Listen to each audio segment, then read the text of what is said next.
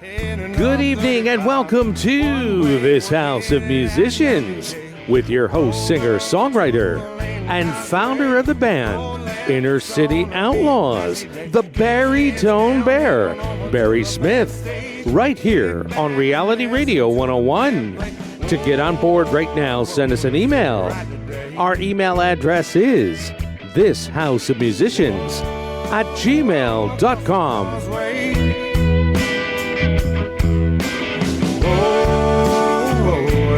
Rockin' day.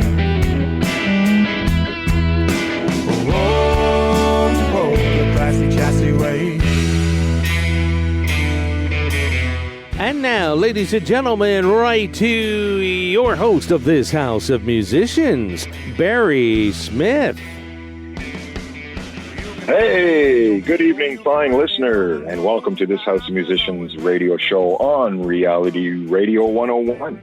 We hope you enjoy the next hour with us as we do our small part to help promote musicians, bands, and venues. Gary LaBar, how are you this evening, sir? I'm fine, sir. Very excited about our guest this evening. Our guest is a wonderful lady who can sing and has beautiful videos out that we're going to plug this evening, and just a wonderful talent. Her name is Suzi Kory. Let's welcome. How are you doing, Suzi Kory? Well, after that introduction, I'm fantastic. How are you, Barry? Doing good. Thank you so much. We really appreciate you being here. Like I say, you have such a great talent. You're a great songwriter, great singer, and you have some wonderful videos out. So let's talk all about that. And tonight we're going to do something different and play three songs from the artist instead of usually we play two. So we're very excited to have you. Suzi, let me start off by asking how you were influenced by music when you were younger. Was it your parents or influenced you, an older brother, a cousin, aunt, uncle? How were you influenced by music, and what were you listening to? Well, I think it's just the era that I was in. You know, I grew up in the 80s, and having all those pop stars at the time was a huge thing, you know, because they were larger than life, you know, whether you're talking about Madonna, Prince, Michael Jackson, all of that. So that was a huge influence when I was younger. And then as I grew up, you know, getting into my teenage years, I really got into hard rock, and Guns N' Roses, I've always said, has been my biggest influence by far. You know, I loved many bands, Aerosmith, Metallica, Red Hot Chili Peppers. But it was really Guns N' Roses that were my favorite bands. They changed the whole scene, you know, and everything that was going on in music. And they had this energy and rawness to them. And they also happened to be the very first concert that I saw. And I remember begging my parents to let me go because they're like, no way, you're not going to see these guys. Right. But I won out. Right. Yeah, I won out. I did 2 months of complete hassling my parents until they said yes. And, you know, I'm so glad that they allowed me to go because it was something I'll never forget in my life. And it was literally that night that it became so clear to me that that's what I wanted to do, even though I had no musical experience, had never really written anything or performed. But I really had it, you know, so clearly put in front of me that I got this feeling that just that's what I wanted to do. Absolutely. And you have an amazing story that's in your bio about being influenced by Axl Rose. And actually, I want you to tell me what happened after you went to the concert. Was that at the concert that you actually met him? I want you to tell me that story because that's pretty cool. No, the irony is that there's over 20 years in between that Wow. concert. Yeah, and me meeting him because, you know, I ended up getting married and having kids and moving to the Middle East. And instead of pursuing a career in music, which my parents were dead set against, you know, they let me go to the concert. But once I told them I wanted to be a performer, no, was the answer. So, you know, I ended up getting into my second passion, which was airlines. And I worked in the aviation industry for several years abroad in the Middle East. And it was only when I moved back here a few years ago, my birthday was coming up and people are like, oh, you know, you're back home in Toronto and what are you going to do? Are you going to have a big party? And I don't know what came over me, but all I thought of was like, I want one thing for my birthday. I want to meet this idol that I've had for like 25 years. You know, I've loved this guy so much. I want to meet Axl Rose. And of course, my friends thought I'd like lost it. Right. It's gone like, crazy, yeah, whatever. Yeah. Like good luck with that, right? Yeah, exactly. But to this day, I can't explain what came over me, but I knew I'd meet him. I had a feeling that it was going to happen. And so I flew out to LA and I Googled his house, and strangely enough, it was there. And I was able to drive to his home. And when I was 2 minutes away from the house, I just couldn't believe he was walking in the street. Like he was That's crazy. out for a walk. Yeah. So, Crazy.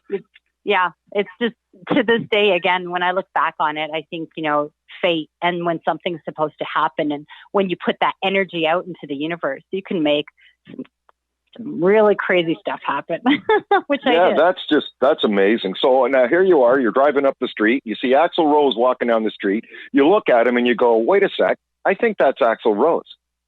And so you pull. Yeah, sorry. I was going to say, the funny thing is he wasn't even facing me. It was the back of him, but he was wearing shorts, and I looked at his leg, and he has this tattoo, and I know that tattoo. So I was like, oh my God, that's him. Yeah. Amazing. Please don't tell me those big tight jeans, jean shorts that he wears. No. I like the bicycle shorts, though. Yeah, there you go. So now what do? You pull over on the side of the road, you get out of your car, you go, hey, Axl.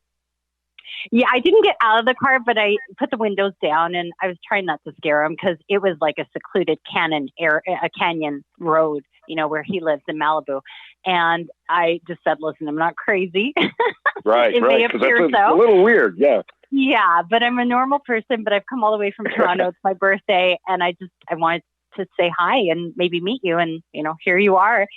And he was super nice. He's just like, I'm 2 minutes from my house. If you want to just drive up to the driveway there at my home, and we'll take a picture outside. And we did. And we chatted a bit, and he was super cool. And I think, he has a sense of if someone's crazy, he wouldn't have stopped and done all that. But I think I gave a good impression. Thank goodness.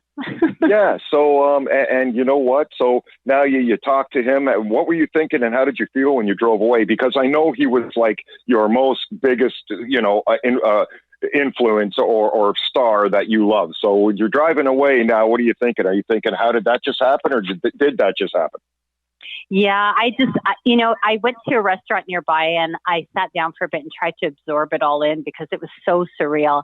But I remember the most clear thought that came to my mind was, it made me realize in that moment that if I, thought of something that I really, really wanted to do, no matter how crazy it may have sounded to anybody else or even to myself, that if I really believed it, I could make it happen. And it changed my thought, from then on for everything. And that's positivity. What made me, yeah, exactly. It made me understand what manifestation is and how you can make things happen that, previously I would always think, okay, yeah, that sounds nice. But when you're able to do it yourself and you see it happen, it just, it became a whole new world for me. And now everything opened up where I believed everything was possible. If I could do something like that, well, then I could do anything, That's amazing. So since then you have, I think 10 singles online, or 11 with Got a Feeling. Yeah, because I have some songs that are older that I did with a producer here in Toronto, John Angus McDonald. He's with a band called Trues. He's a guitarist, super nice guy, amazing. And he's the first guy that I worked with. He produced 4 songs for me. So we did this 4-song rock EP. And then I've done since then, I have quite a few songs recorded and finished up, but I have 6 singles released with my new producer, Brent Woods. And Brent is such a cool guy. He's down in LA, and we met through mutual friends. And I just felt like he was, the next step for me, working down with him in LA. And, the irony is that he's a rock guy. Like, he was Vince Neil's guitarist for 10 years off and on, had his own band, Wildside, that recorded in Eddie Van Halen's home. And he's in a band right now with Taylor Hawkins, Chevy Metal, and he works with Sebastian Bach. And I'm like, this is my rock guy. We're going to do amazing rock songs. Of course, I'd get down to LA, start working with him, and he insisted on really focusing on finding a sound, something that is genuinely me, so that I'm not trying to imitate the artists that I love. And in doing that, while we worked on finding a sound, things organically changed to country. And I'm like, I started working with you because I thought I was going to make the record album of the decade. And here we are doing country music. Yeah. But it suits you. So, yeah, he was 100% right on in making me focus on finding a sound. And when I did that, now it just feels so natural. I'm like, yeah, this is it. This is what I'm supposed to be doing. Good for you. So I'm curious to know, with these videos that you have out, which are very professionally done, and the songs are very professionally done, did you ever try to send any of this material to Axl Rose and say, hey, remember, you influenced me to do this. Check this out. Remember me? I'm the gal that stopped you on the street in front of your house. Did you ever do anything like that? I have not, and not because I'm not aggressive like that. You know, people who know me know I hustle. Like you and I were talking just before we got on air that I've only been doing this for 4 years, and not to sound cocky, but the things I've been able to do in 4 years, I'm like fast tracking because, you know, I'm older. I'm not starting out in my 20s doing this. And so I'm trying to get things done. And I'm just so focused on doing that.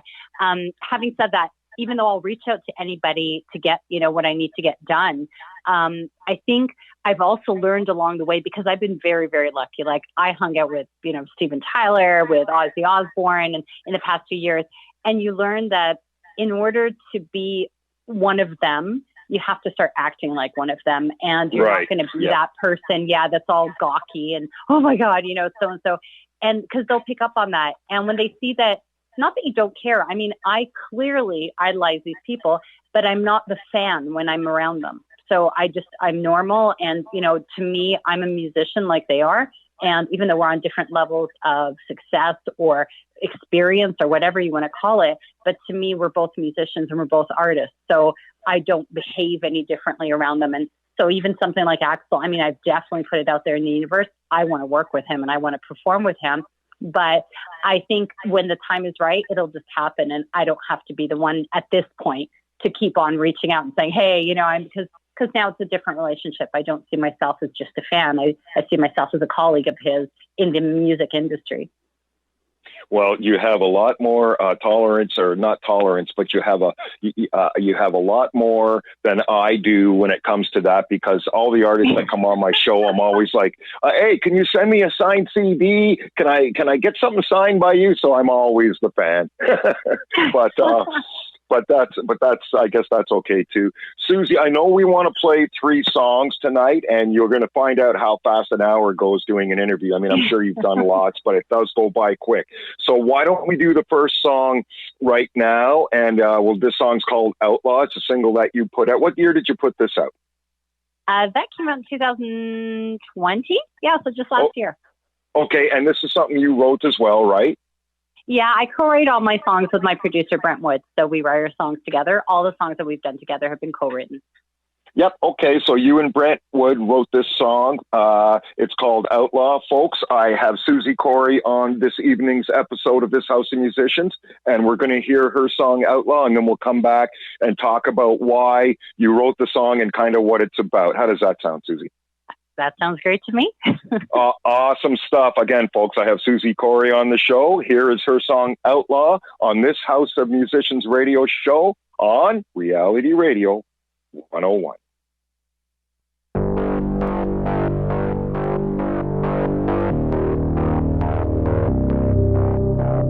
She's got a fire, hot flame burning on the inside, fueled by desire. Got caught, trapped in a landslide. Last chance left to fight, gonna make it count. Knock 'em down when they say you'll never make it now. Time to take it higher. 3, 2, 1, go. 'Cause she's an outlaw, reaching for the big stars, making up the rules now as she goes. She's a lone star, gonna take it far, gonna do it on her own on this lonely road. Dreams on the track, keep her rolling, knows just where she's going. She's an outlaw, reaching for the stars, gonna do it on her own down this lonely road.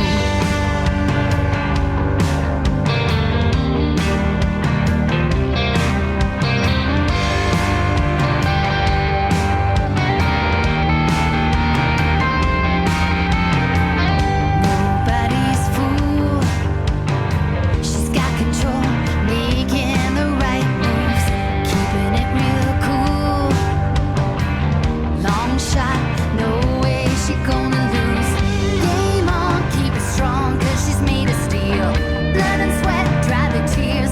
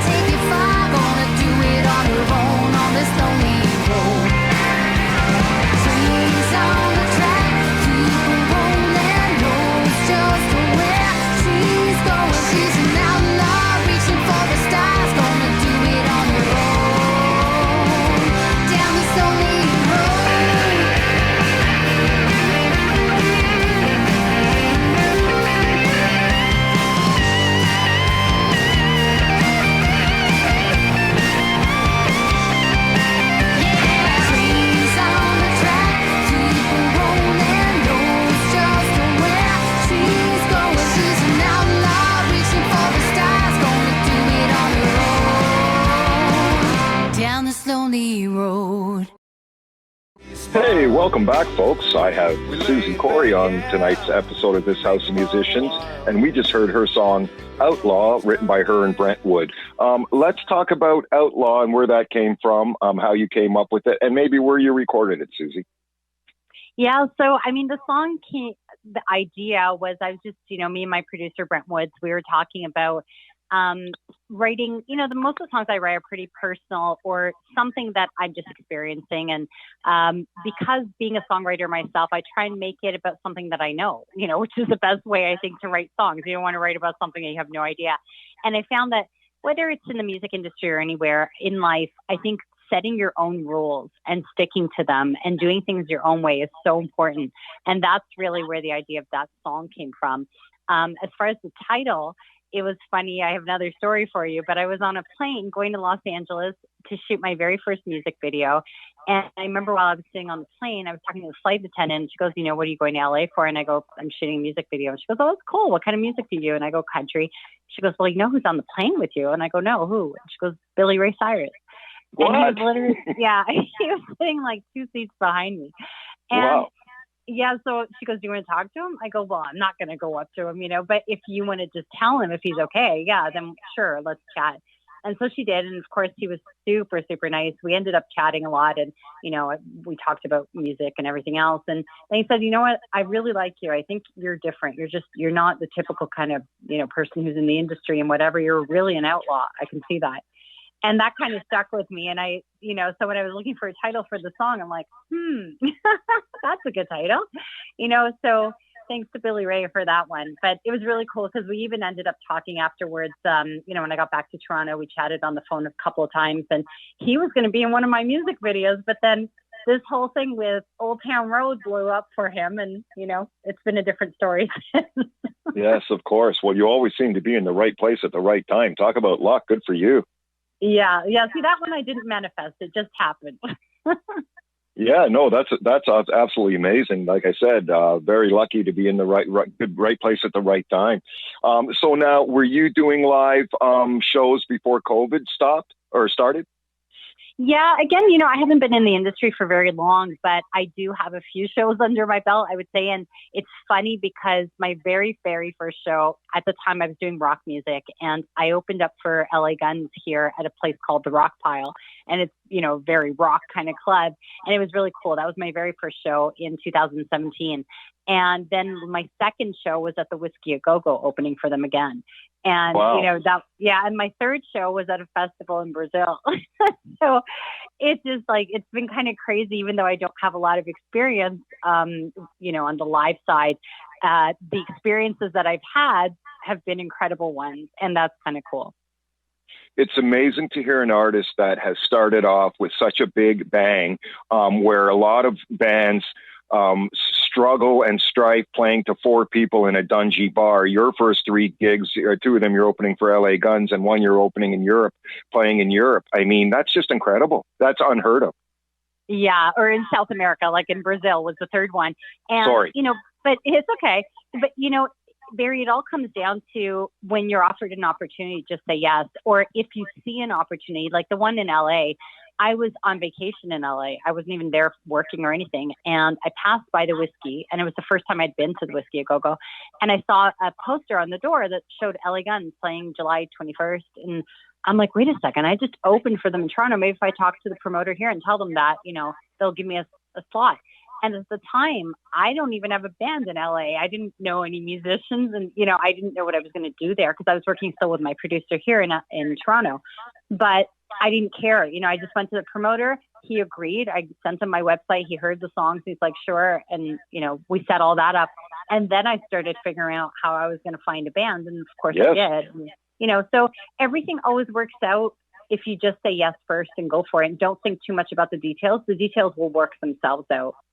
Yeah, and how'd you go about getting a band to play for you in LA? Well, I had gone and done a photo shoot down in Los Angeles. And when I was there for the photo shoot, I was at a friend's house there and there was musicians there. We ended up going out and going to an open jam and just having fun. I even got up on stage in North Hollywood. I can't remember the name of the club, but so they saw me perform and whatever. And so then I thought back when I needed musicians, like, wait a second, I met these guys. Maybe they can do it. And, I'm still starting out in the industry. It's not like I'd be paying big dollars to people, but the way it works in the whiskey is pay to play, right? So I had to buy the tickets up front for the show. Wow, I think about, that's crazy. Yeah, 20. But it's great because what I did was the 20 tickets that I had to buy, I gave 5 tickets to each artist, musician, and that was my form of payment. Now it's a different story. I pay musicians now, but in the beginning, you have to just get creative with how you're going to do that. So I avoided having to do the pay to play thing and plus hiring musicians, it would have cost a fortune. So instead, what I said to the guys is, hey, they wanted to do it for nothing anyways. I'm like, no, I don't like that. I don't want you doing it for nothing. But how about, I had to buy these tickets anyways. It's for LA Guns. I'm sure you guys have friends. They're like, yeah, of course. There's lots of friends that will want to come. I'm like, well, here you go. Here's tickets. And you can sell them, you can give them away, you do whatever you want. But, that was the form of payment. And so, again, it's just using creative ways to figure out how to do these things. So to people here in Toronto, they're like, how the hell did you go and play in LA and play the Whiskey a Go-Go? And how'd you find musicians? And I explained that process, that it's not as hard as you think. Once you put it in your head that you're going to do it, you find a way to do it. That's it. Yeah, absolutely. That's incredible. And just the story of that alone is incredible that you're on vacation down there. Now you're opening up for LA Guns. So when you were younger, let's just step back a little bit. When you were younger, did you sing around the house and stuff? Like, I know you've only been in the business for 4 years, but did you sing when you were younger and think in your head, maybe one day I'll do this as a career, or just do it for fun? Or how did you just all of a sudden, start being an artist? I mean, most people start when they're really young. But I'm just curious, did you sing around the house when you were like 10, or did you know you could sing? Or yeah, like I remember being in, elementary school, even like in grade 5, when they were looking for people for the choir. I was always chosen for those things. And, by music teachers. So it was clearly teachers who had a musical ear. And so that kind of taught me that, oh, okay. I remember there was even something happening in Ontario, and they chose a few students from each school for this, I can't remember, sesquicentennial celebration or something, like 150 years. And so I was one of like 5 people from my school chosen for this thing. And they had taken 5 students from every school in Ontario. So it was a big thing. And it was things like that started to play with my mind, like, oh, maybe I can actually sing. I wasn't still thinking of it as a career, but I was like, it gave me confidence that I knew how to sing, even though I had no formal training. And even till now, I just started in 2020 taking formal lessons, with amazing vocal lessons. Yeah. But again, that's what I say to people. You can sit there and make excuses about why you think you can't do something. Just go out there and do it. And you'll learn along the way. In the songwriting, I didn't know I could write songs. And, until I started doing it. And then, you still write stuff that sometimes isn't good, and then you'll write some songs that are great, but it's all a matter of just do it, and you'll figure out, whether you can or can't. Yeah, it's like anything in life or any career. Actually, you just learn as you go. Absolutely. And, the only person that's going to stop you is yourself if you keep telling yourself you can't do it. So I have the opposite problem. I think I have overconfidence. I'm like, yeah, of course I can do this. I can do anything. That's great.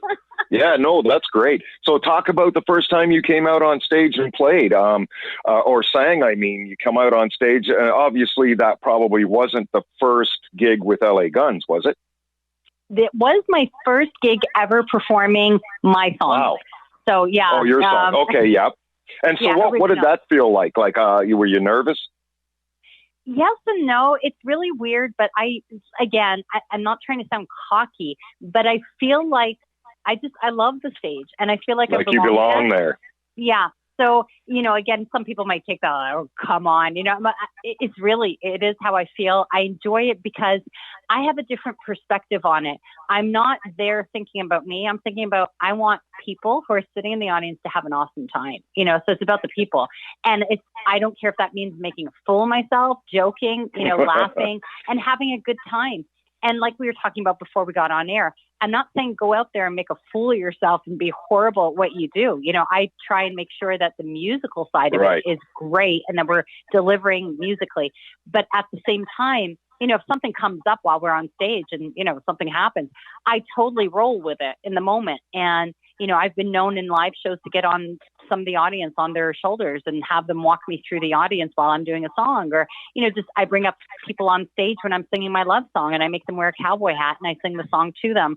But just making it very interactive and very fun, and, so that I'm not someone who's up high on a stage and the star of the show. Really, the stars of the show are the people coming to watch. They're going to have a great time. Absolutely. I agree 100%. But that's a great attitude to have. And like you say, go with the flow. Always try to have a fun time. Like you say, if something interesting happens on stage, then you just go with the flow, right? So it seems to be working for you. That's for sure. Good for you. Yeah, thank you. Yeah, well, if you're not having fun, people aren't going to have fun. So. No, that's absolutely right. A lot of people are just, they have a big ego and they think, everyone's there to see them, and which they are, but they have a big ego and they just don't collaborate with the audience or give them everything that they have. And so you have a great attitude by saying that it's about the audience, not about necessarily the entertainer. Well, yeah. And, a lot of times when I talk to artists, the nerves that come from being on stage, and not to say I'm not nervous at all. Of course, everybody has some level of nervousness, but it really dissipates the more you take the attention off of yourself and place it on, the focus is on the audience, not on me and what am I looking like. It's more about what am I doing to make them enjoy this, so it's all about the audience. Absolutely. What was I going to ask you here? Your creative writing process. Now, when you're writing a song, how do you go about doing that? Do you use a melody from a guitar or piano or something first, or do you write lyrics and then put music to it? Well, when I first started writing songs, which was back in late 2016, early 2017, I didn't really play an instrument. Like, I don't play well enough to, write a song. So I would just sing into my phone any ideas that came to my head. And usually the words and the melody come together. And so I would just sing whatever comes to my mind on my phone. I still do that to a large extent because I don't, some songwriters will sit and say, okay, I'm going to write now, and they set a certain time that they're going to write or whatever. For me, the songs come, I could be out for a walk and all of a sudden something comes in my head. And so I just get out my phone and I make all these notes and I have a whole bunch of them. Then I'll come back and, if I'm home at the time, I do have a keyboard. I do have a guitar. I taught myself basic chords just to be able to accompany myself so that when I send the song ideas to my producer, it's much more organized in a way that he can understand. Because if I'm just singing it into a phone, it's kind of hard to understand the structure. Whereas if I have any kind of musical accompaniment, it gives him a better idea of tempo, feel, and what it will sound like. Yeah, absolutely. And I think a lot of artists, including myself, most of the time, unless you hear somebody say something and you write it down and turn it into a song, like a phrase or something, most artists, I believe, will use an instrument I know I do. I'll pick up my guitar and come up with a riff or a chord progression or something and then put words to it. But there are times also that you're driving along, like you say, and something pops into your head, you write it down. But I think for most artists, they get the melody first and then usually put words to it. So it's interesting that you kind of, some of your songs, you write the words down first. That's kind of cool. Well, no, it comes together. Like, I just get the melody and the words all in one, which is great because it makes my job easier. Yeah, absolutely. You get both. So now when you're driving down the road, going to the shopping mall, who do you listen to? Who are you inspired by these days? Just about everybody. I mean, I listen to different genres of music. So even though I'm in the country rock genre, it's not necessarily what I always listen to. I do, I love the older stuff. I love Lynyrd Skynyrd, Linda Ronstadt, Stevie Nicks, and Fleetwood Mac. And I'm really into the 70s kind of music. That's my kind of vibe. And, but I'll listen to some more modern, like Casey Musgraves. I love her.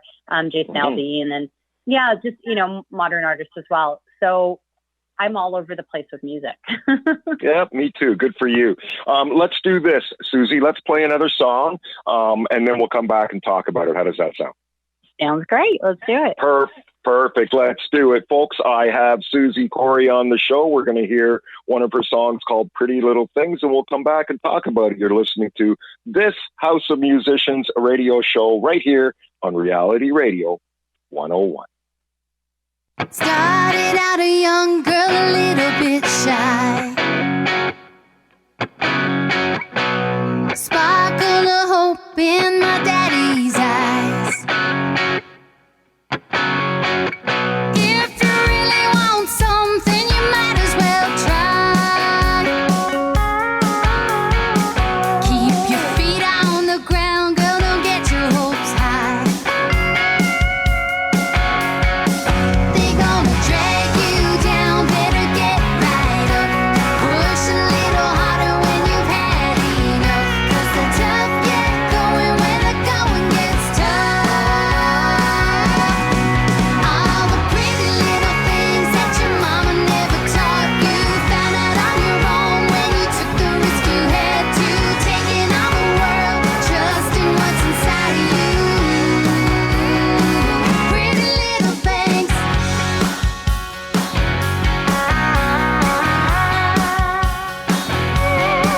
Well, now the years gone by, got a little off track. You take your eyes off the road, driving down the wrong path. Blinded by the headlights, coming to a crash. You gotta turn it all around to find your way back. Well, just forget about the past, 'cause your story starts now. Living in the moment, gonna show 'em how to make the dream. Started out a young girl, a little bit shy. Sparkle of hope in my daddy's eyes.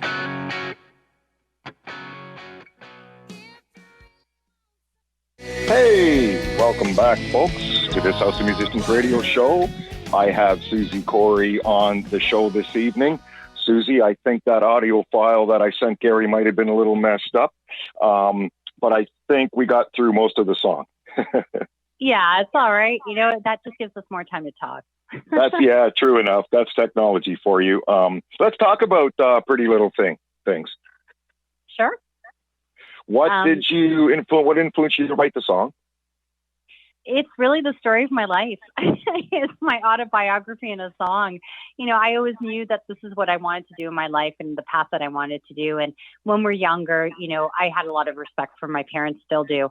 And I wanted to do what I thought they thought was right. And you realize later in life that necessarily, you know, what they think is right for you might not necessarily be what's right for you. And so that's kind of, you know, my story of realizing that although my parents are trying to protect me from the world and things out there that are not necessarily great, you know, but at the same time, you're also stopping your kids from experiencing the incredible things in life. And that's why I talk about the pretty little things, because, you know, a few years ago when I made the decision as an adult to do the things that I believe in and that I'm so passionate about, this whole new world opened up for me. And I can't believe, you know, the things I've been able to experience because of it.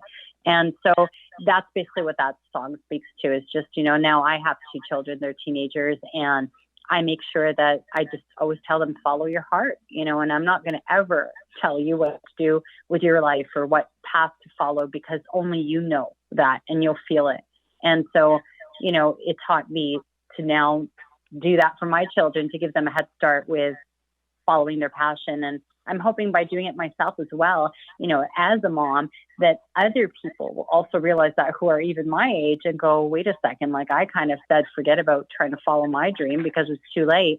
And then, you know, you can show people, no, it's never too late. It's only late when you're underground and then you can't do anything, you know, but if you're above ground, you still have a chance. So do it.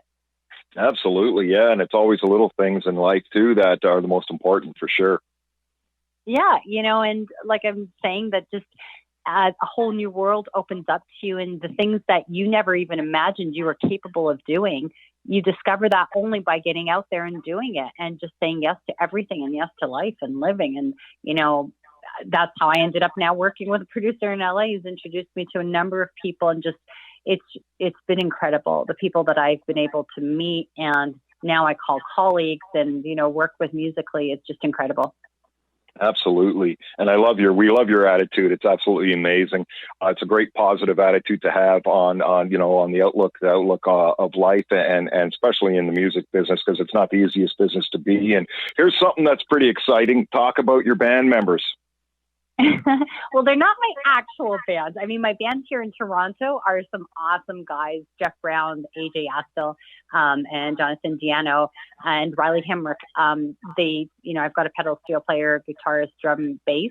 But if you're talking about the video, that's a different story. So Dave Moreno, who plays with Puddle Mud, he's the drummer on most of my tracks. And him and Matt Fuller from Puddle Mud are actually in two of my music videos. And that's just because they're friends with my producer, Brent Woods. And I needed a band, some musicians for the music videos down in LA, because I've shot most of my music videos in LA. And he put me together with them. They were super cool. You know, we had so much fun on set. So it was great to hang out with them. Absolutely. And I bet it's really exciting to meet so many people, especially in LA. The music scene there is a lot different than here.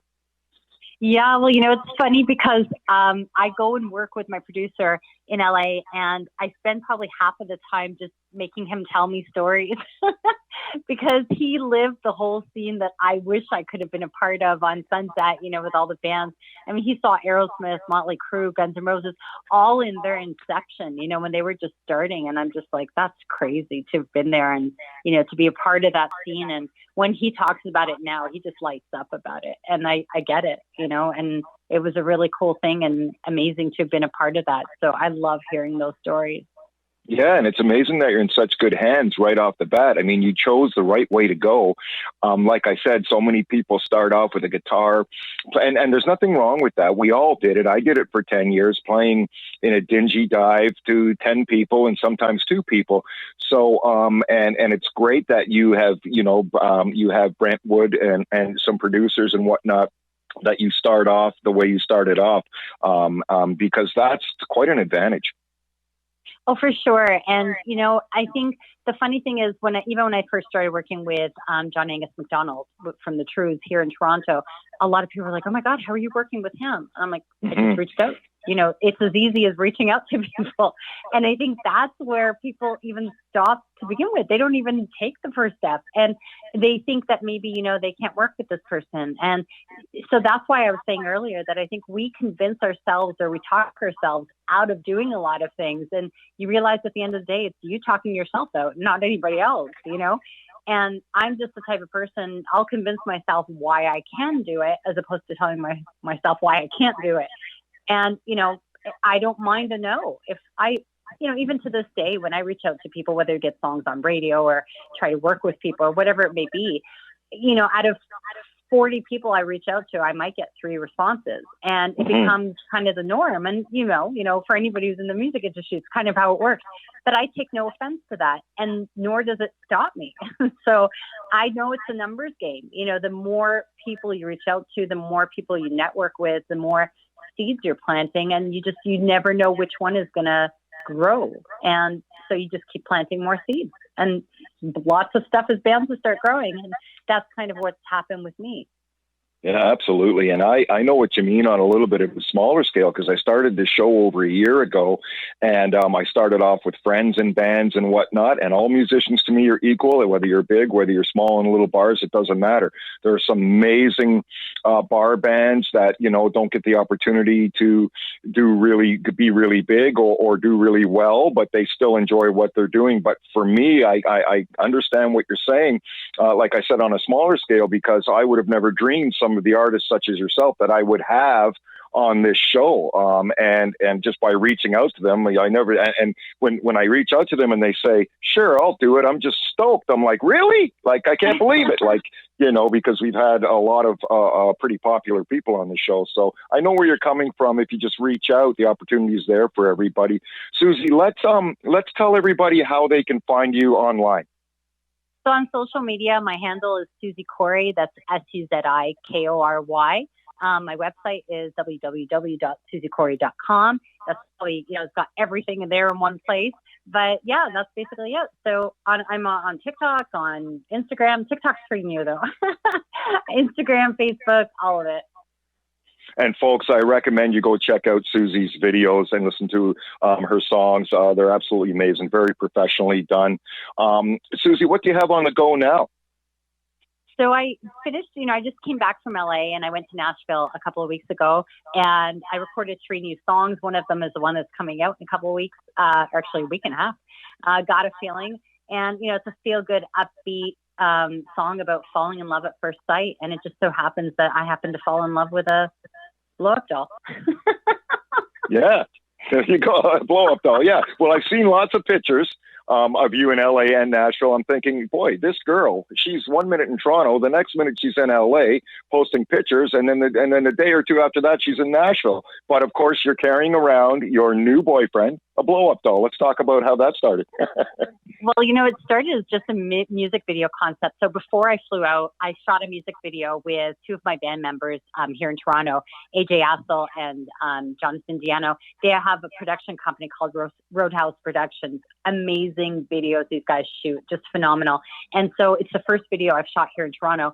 So I came up with the concept and I said, listen, I have this really funny idea where I have we're under lockdown. I get a blow up doll and he becomes my boyfriend. And because TikTok is so huge right now, it's not something I've really been a part of. I said, let's kind of take a humorous look at TikTok and me wanting to be a TikTok star. And so, I get this wig, a pink, you've probably seen the hot pink hair, and Yep. He becomes my boyfriend. And it was just for the video. So we shot this really funny video that's coming out on the 25th of June. But after we finished the video and I started, I'm like, well, you know what? I probably should go on TikTok and start posting stuff on TikTok because the video is related to that. And then I decided I'm just going to roll with this, the whole thing with Johnny, my boyfriend. And I took him to LA and I literally went to the beach with him. I went to restaurants. I had a business meeting and I took him to the business meeting. That's so... Yeah. It's a great way to get attention for the music business. But what were people thinking or saying, or were they giggling when you had them on the beach with you? Well, that's what it was, that I realized, and that's why I went on with it, is that it made them laugh and smile. And we've just been going through so much the past year or so where people are, serious and political stuff and whatever it may be. I'm like, we need to lighten up and this is going to do it. So, it was great. People were just laughing and giggling. And in Nashville, people were crazy. Like they would grab him, the women, and they'd dance with him. And I have like crazy videos. So it was phenomenal and it was a lot of fun and I'm still going to continue with it. There might be a wedding in the works, so look out for that. And maybe one day you'll dump Johnny and have another blow up boyfriend. Who knows? Or the other way around. We were in Nashville and we went to a bar and he found another female blow up doll. I'm like, what are the odds? No way. That's awesome. she was at the bar. She's actually a part of the bar, there, and they were like, what, when they saw me walk in with a male blow-up doll. You're lucky you came home with Johnny.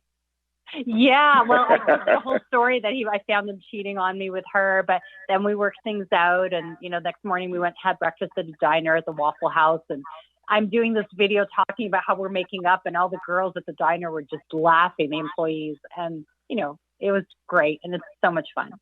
Yeah, so much fun. That's awesome. Like you say, you have a new video coming out in a week and a half, Got a Feeling. And we're fortunate enough and honored to have, I guess this will be the first time that it'll be played in on air, or? Yes, yeah, it is. So you guys are getting a preview, the listeners, before the song actually comes out, which is great. It comes out on the 18th, so next Friday. Awesome, folks. We're going to listen to Suzi Kory's new song, which isn't even out yet, called Got a Feeling.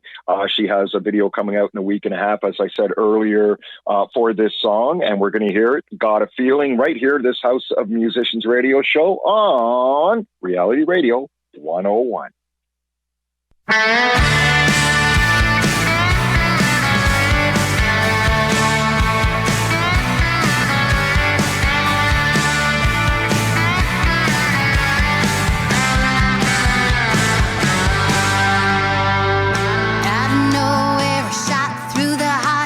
Home. Didn't take long, some things you just kinda know.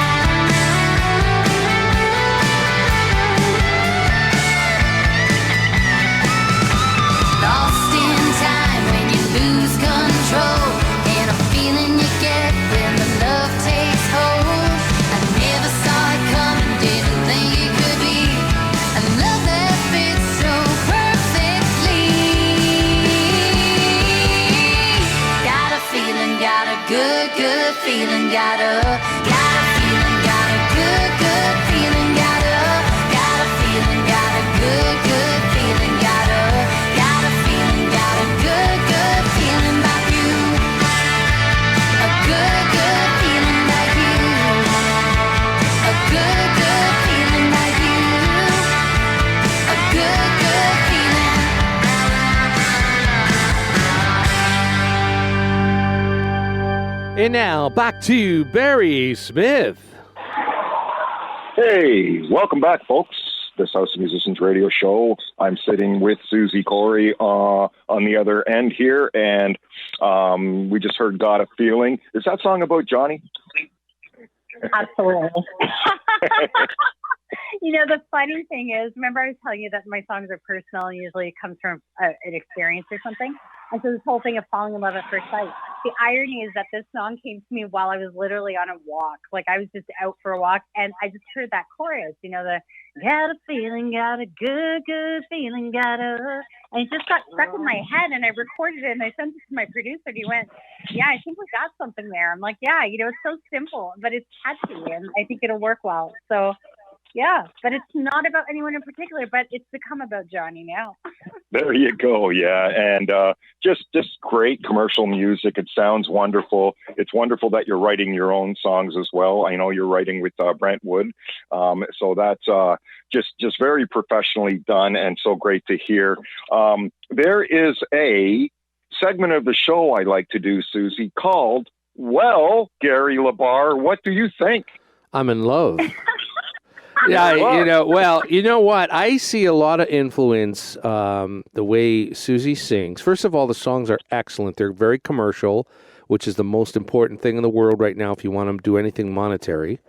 It's very ear-pleasing to the ear. And her vocal ability, it reminds me of Stevie Nicks and Dolly, believe it or not. But I love... Well, now I'm in love.